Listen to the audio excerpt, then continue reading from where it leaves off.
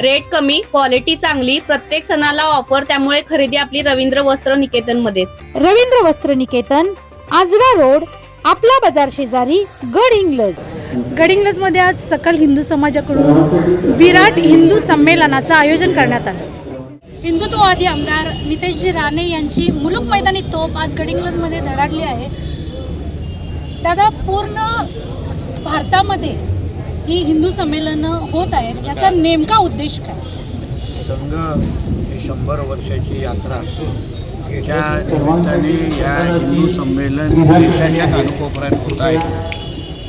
एकंदरीत हिंदू समाजाला एकत्र आणणं, हिंदू समाजाला जागृत करणं हेच या संमेलनाचं प्रमुख उद्दिष्ट आहे। आणि जे काय वातावरण आपण पाहतो त्याच्यामुळे काही तासापासून जो आपला हिंदू समाज एकत्र आलेला आहे त्यांनीच उद्या हिंदू राष्ट्राला अजून भक्कम करावं हे मूळ उद्दिष्ट घेऊन हे संमेलन आयोजित होत आहे। दादा, तुम्ही आज सांगितलं की या ठिकाणी हिंदूंनी एकत्रित यावं, पण काही दिवसापूर्वी अगदी गेल्या आठवड्यामध्येच इथून जवळच कोल्हापूरमध्ये लव जिहादचं प्रकरण घडलं, पण गडहिंग्लजमध्ये हिंदूंच्याकडून म्हणावं तसं त्याला प्रतिसाद मिळाला नाही।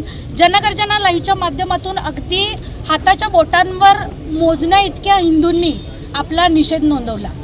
आपल्या मतासाठी हिंदुत्वाचा उपयोग करून घेणाऱ्या अशा हिंदुत्ववादी पुढारी, कार्यकर्ते, नेत्यांना आज तुम्ही जनगर्जना लाईव्हच्या माध्यमातून काय सांगाल? मी सांगायची गरज नाही, प्रत्येकाला एक लक्षात ठेवावं की नावापुढे लावलेलं पद हे आज आहे, उद्या नाही आहे, पण तुमच्या जन्म आणि मृत्यूपत्रिकेवर तुम्ही हिंदू आहे म्हणून असा उल्लेख असणार आहे। आणि म्हणून आपल्या धर्माला मोठं करणं, धर्माला सुरक्षित ठेवणं हेच प्रत्येकाचं काम आहे।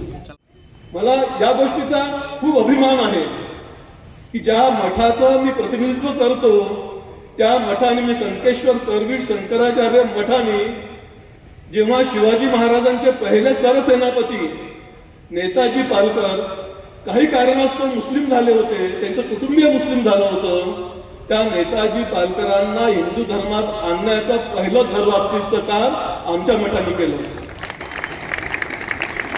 त्यावेळेस मठामध्ये छत्रपती शिवाजी महाराजही आले होते, रामदास स्वामी आले होते, नेताजी पालकर तर होतेच होते। तिथून अखंड सुरू झालेला प्रवास गोव्यामध्ये 800 ख्रिश्चनांना पुन्हा हिंदू धर्मात आणण्याचं काम याच मठाने त्यानंतर लगेच केलं।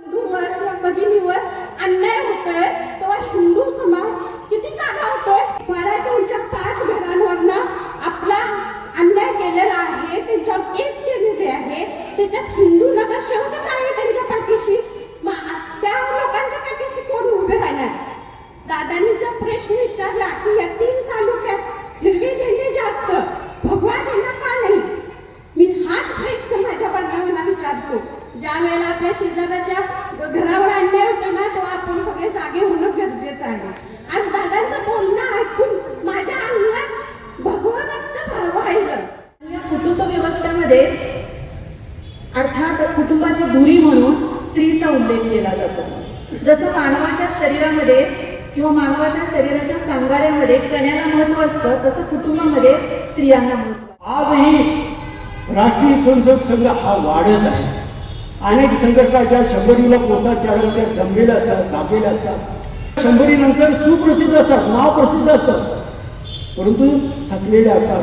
राष्ट्रीय स्वयंसेवक संघ मात्र 100 वर्षानंतर पण वाढत। छत्रपती शिवाजी महाराज की जय, धर्मवीर छत्रपती संभाजी महाराज की जय, भारत माता की जय, हिंदू धर्म की जय, हिंदू राष्ट्र की वंदे मातरम, वंदे मातरम, सुजलाम सुफलाम मलयज शीतलाम शस्य श्यामलाम मातरम, वंदे मातरम, वंदे मातरम।